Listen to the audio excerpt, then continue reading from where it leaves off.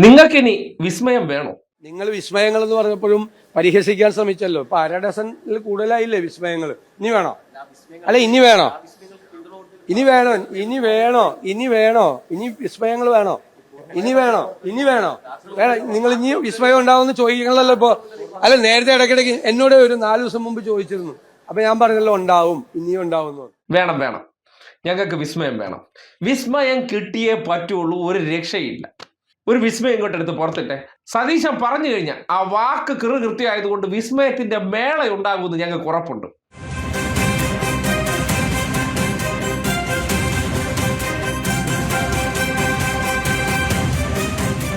കോൺഗ്രസിനോട് good bye പറഞ്ഞിരിക്കുന്നു K Sudhakaran. എനിക്ക് എന്റെ വഴിയെന്ന് കെ സുധാകരൻ പറയുന്നു. കെ സി വേണുഗോപാലിനെ ഫോണിൽ വിളിച്ച് നിലപാട് അറിയിച്ചു. ഇനി ഒന്നും ചർച്ച ചെയ്യാനില്ലെന്ന് രമേശ് ചെന്നിത്തലയ്ക്ക് മറുപടി നൽകി. ഇത് വല്ലാത്ത ജാതി വിസ്മയമായിപ്പോയി. Tata bye bye, okay see you. എനിക്ക് എന്റെ വഴി, നിങ്ങൾക്ക് നിന്റെ വഴി. ഏത് I will go with BJP എന്ന് ഒരിക്കൽ സുധാകരൻ പറഞ്ഞപ്പോൾ ഈ നാട്ടിലെ ലീഗന്മാർക്ക് എന്തെങ്കിലും സംശയം ഉണ്ടായിരുന്നു? KPCC പ്രസിഡന്റ് ആക്കി അദ്ദേഹത്തെ ഇരുത്തിയില്ലേ? ആ KPCC പ്രസിഡന്റ് ആയിരുന്നപ്പോൾ അദ്ദേഹം പറഞ്ഞത് എന്താണ്? ഇന്നലകളിൽ ഞാൻ ശാഖയ്ക്ക് കാവൽ നിന്നിട്ടില്ലേ എന്ന് പറഞ്ഞില്ലേ?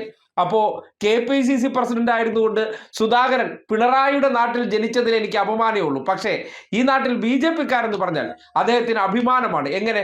വിശ്വഗുരുജി വന്ന് പാർലമെന്റിൽ തൊഴുകണ സമയം തൊട്ട് ഞാൻ അയാളെ അറിയാതെ വിശ്വസിച്ചു പോയി എന്ന് പറയുന്നിടത്ത് KPCC പ്രസിഡന്റ് ആയിരുന്ന ആ വ്യക്തി ആരെ ആയിരിക്കും വളർത്താൻ പരിശ്രമിച്ചിട്ടുണ്ടാവുക?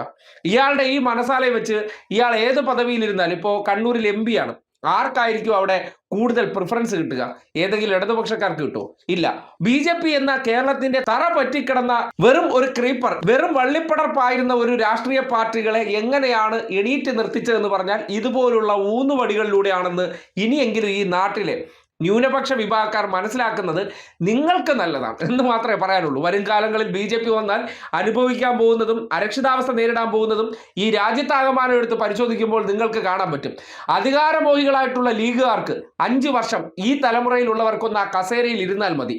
അതിനപ്പുറത്തേക്ക് ഈ നാട്ടിൽ സമാധാനപൂർണ്ണമായിട്ട്, ഈ നാട്ടിൽ തെരഞ്ഞെടുപ്പുമായി ബന്ധപ്പെട്ട് SIR നടപ്പിലാക്കിയപ്പോൾ പോലും നേറ്റിവിറ്റി സർട്ടിഫിക്കറ്റ് ഇഷ്യൂ ചെയ്തുകൊണ്ട് ഒരു മനുഷ്യരെയും വോട്ടർ പട്ടികയിൽ നിന്ന് പുറത്തു പോകാതെ സംരക്ഷിച്ച ഒരു സർക്കാർ ഇവിടെ ഉണ്ടായിരുന്നു. അതിനെ അട്ടിമറിച്ച് മുഖ്യമന്ത്രി കസേരയിൽ എത്താൻ വേണ്ടി നടത്തുന്ന ഈ നീക്കത്തിന്റെ ഭാഗമായിട്ടാണ് ഒടുവിൽ ഒരു കസേര കൊടുത്തിട്ടില്ലെങ്കിൽ ബൈ ബൈ. എങ്ങോട്ടേക്ക് ബൈ ബൈ? സംഘപരിവാറിലേക്ക് ബൈ ബൈ, BJPയിലേക്ക് ബൈ ബൈ, ഒരു KPCC പ്രസിഡന്റ്.